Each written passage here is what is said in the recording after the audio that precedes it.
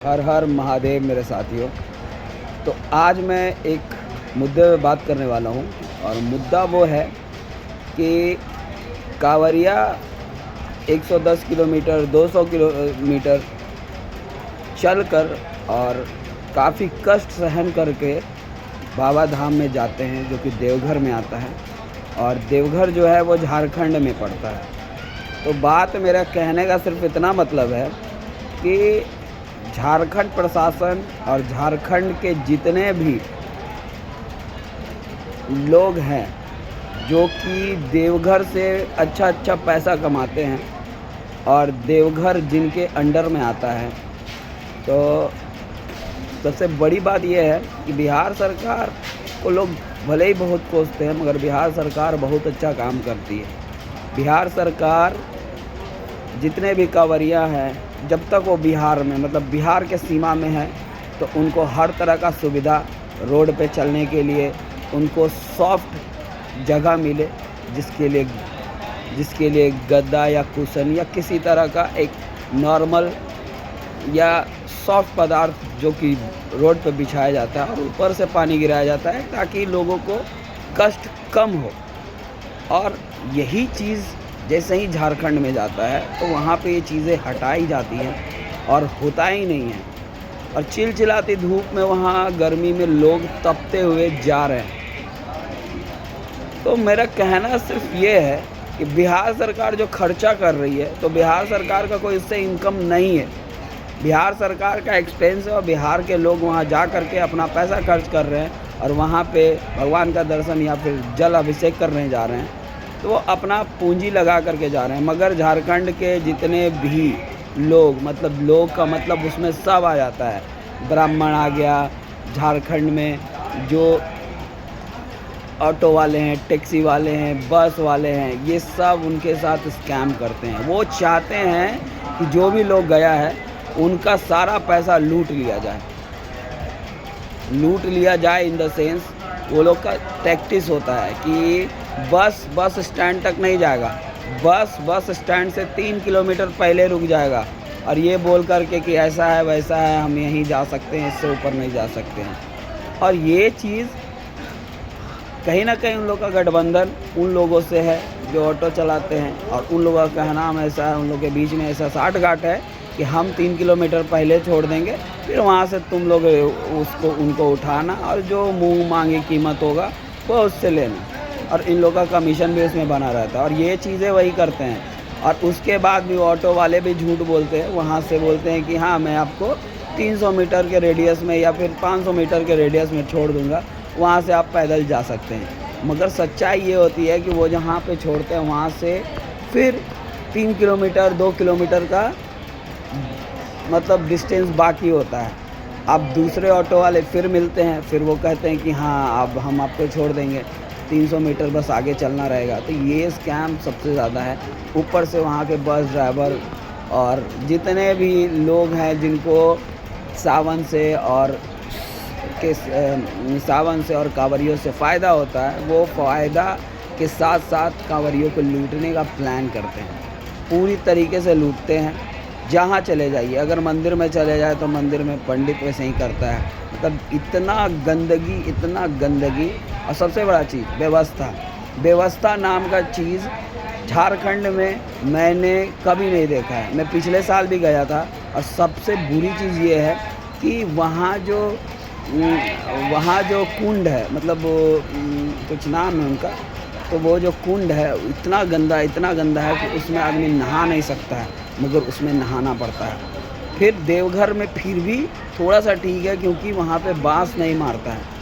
जैसे ही आप वहाँ से बासुकीनाथ जाते हैं तो बासुकीनाथ में जो तालाब है, वो तालाब एक सबसे ज़्यादा गंदा, और उससे स्मेल कम से कम आप 2 किलोमीटर दूर भी रहेंगे तो उसका स्मेल आपके पास आता है। और उसी पानी में वहाँ नहाना, और जैसे ही आप पानी में इंटर करते हैं आपके पैर में खुजली और वाइट दाग ऐसा कुछ आ जाता है और बहुत ज़्यादा मतलब खुजली और चुनचुनाहट आता है। और इस पर मैं जब पिछले बार गया तो पिछले बार भी मैंने यही चीज़ देखा था, और मेरे पैर में बहुत दाग जैसे छाले जैसे हो गए थे, और उस टाइम पे बहुत गंदगी थी।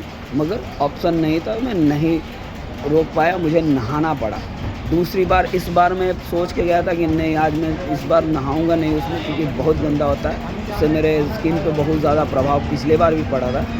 मगर इस हर बार कुछ ऐसा सीन वहाँ पे होता है, इस तरीके का अरेंजमेंट होता है, कपड़ा मतलब बैग उधर रखना है, नहाने उधर जाना है, फिर दर्शन करने उधर जाना है, फिर दर्शन करने के बाद फिर उसको काफ़ी लंबा दूरी को तय करना पड़ता है, जो कि एक कांवरिया जो 200 किलोमीटर या 100 किलोमीटर या 120 किलोमीटर पैदल तय करने के बाद सक्षम नहीं होता। मगर झारखंड सरकार का इतना गंदा व्यवस्था है, वहाँ के जितने भी पदाधिकारी हैं जिनको इस चीज़ का ज़िम्मा मिलता है, वो लोग भी अपना काम ढंग से नहीं करते हैं। बस वहाँ लूट है और लूट के सिवा कुछ नहीं है। उसके अलावा चीज़ एक और बात है, सबसे बड़ा चीज़ ये है कि बिहार सरकार जहाँ तक हो सकता है वहाँ तक बहुत सारी चीज़ें प्रोवाइड करती है, और बिहार सरकार ही नहीं, बिहार के लोग भी। मतलब अगर एक गली से दूसरे गली कांवरिया जा रहे हैं, इस बीच का भी डिफरेंस है, तो उस बीच में उनको पानी से लेके शरबत से लेके बहुत तरह का चाय का सुविधा, ये सारी चीज़ दिया जाता है।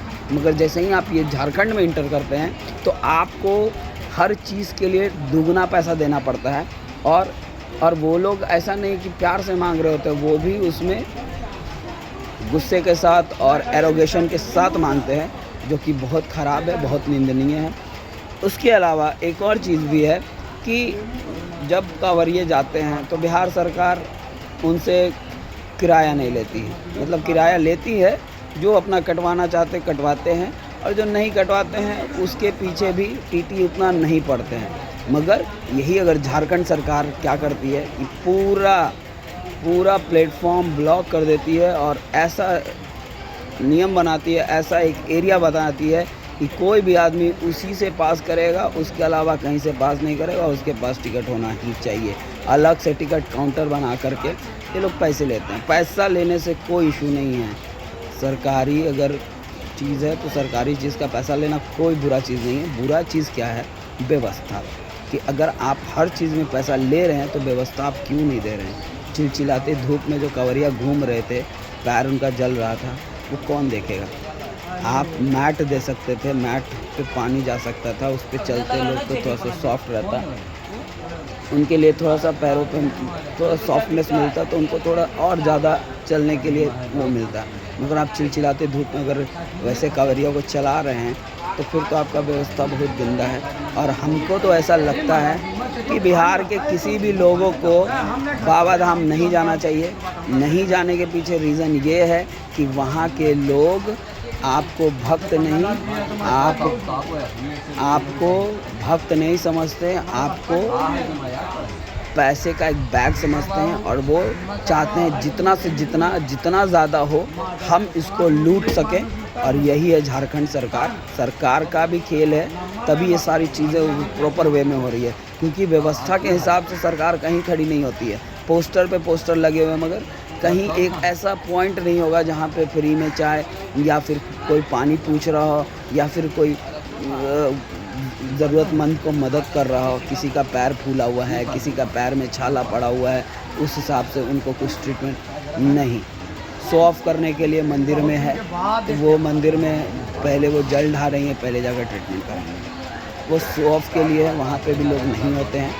तो ये मेरा इस बार के बाबा धाम से जो मैंने देखा, जो मैंने सुना, जो चीज़ें हुई, उसके हिसाब से मैंने इस पे अपनी बात कही। और आप लोगों ने भी फेस किया है, क्योंकि सिर्फ अकेला कांवरिया मैं ही नहीं था, ठीक है। तो बहुत सारे बिहार से, झारखंड से और यूपी से लोग वहाँ जाते हैं, तो उन सारे लोगों ने फेस किया है कि वहाँ का एक्चुअल प्रॉब्लम क्या है।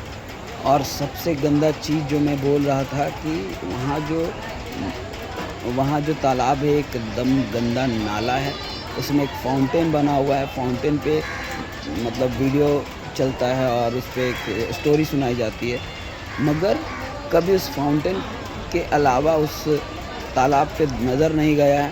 और तालाब में इतनी गंदगी है कि अगर आप एक बार वहाँ पे खड़े हो जाएं तो आप उसके बाद कुछ अन्न ग्रहण नहीं कर सकते, वो महक आपके नाक में बस जाता है। तो मैं यही चाहता हूँ कि बिहार सरकार और झारखंड सरकार इस पे ध्यान दे ताकि कांवरिया आए। ऐसा व्यवहार आपका रहेगा, कांवरिया धीरे धीरे कम हो जाएगा। और अगर कांवरिया वहाँ जाना कम हो गया तो आपका उस शहर का जो डिपेंडेंसी है, वो शहर सिर्फ कांवरियों से कमाता है और देवघर में आने वाले टूरिस्ट से ही कमाता है।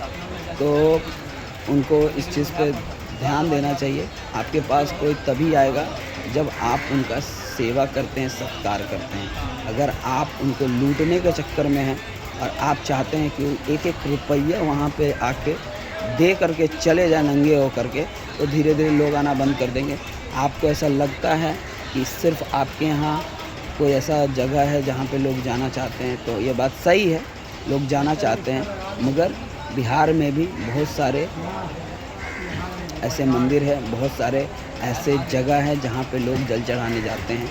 आप ऐसा अगर बिहेव रखेंगे तो बिहार के लोग कभी झारखंड में देवघर नहीं जाएंगे और वो अपने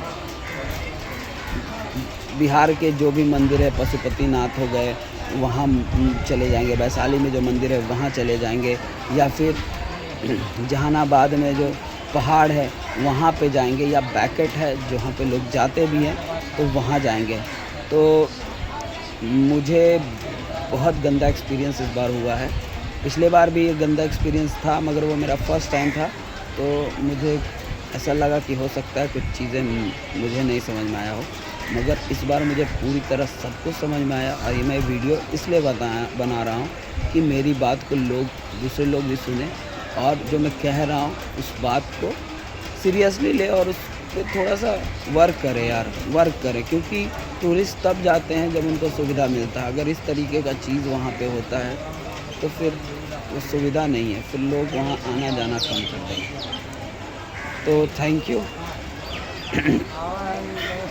हर हर महादेव।